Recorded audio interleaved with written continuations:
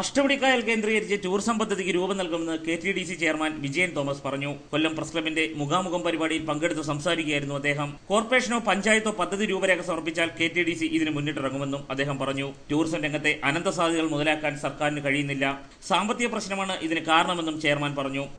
അഷ്ടമുടിക്കായലുമായി ബന്ധപ്പെട്ട് അപ്പോൾ ഞാൻ നേരത്തെ സൂചിപ്പിച്ച കാര്യം അതാണ്. നമ്മൾ ഒരു തുറന്ന മനസ്സോടുകൂടി നമുക്കറിയാം, കേരളത്തിൽ ഈ പല പദ്ധതികളും വരുമ്പോൾ ഈ ആവശ്യമില്ലാത്തതായ എതിർപ്പുകൾ അത് തന്നെയാണ് കേരളത്തിലെ ഏത് ജില്ലയെ സംബന്ധിച്ചും ഏതെങ്കിലും പുതിയ പദ്ധതികൾ ആവിഷ്കരിക്കുമ്പോൾ തന്നെ തുടക്കത്തിൽ തന്നെ പ്രശ്നങ്ങളുണ്ടാകുന്നു. അപ്പോൾ പൊതുജനവും ഗവൺമെൻറ്റും എല്ലാവരും സഹകരിച്ച് മാത്രമേ ഇതുപോലുള്ള പദ്ധതികൾ നടപ്പിലാക്കാൻ സാധിക്കുകയുള്ളൂ.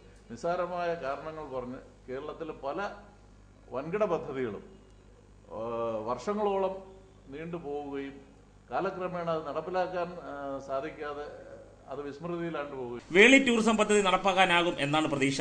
അനാവശ്യ സമരങ്ങളാണ് സംസ്ഥാനത്തിന്റെ വികസനത്തിൽ നിന്നും പിന്നോട്ടടിക്കുന്നത്. കോവളം കൊട്ടാരം സ്വകാര്യ വ്യക്തിക്ക് നൽകുന്നത് ശരിയല്ലെന്നും വിജയൻ തോമസ് പറഞ്ഞു. Press club president Rajeev Mathew ക്ലബിന്റെ ഉപഹാരം സമർപ്പിച്ചു. സെക്രട്ടറി ബിജു പാവിച്ചൻ സ്വാഗതം പറഞ്ഞു. ന്യൂസ് ബ്യൂറോ, കൊല്ലം.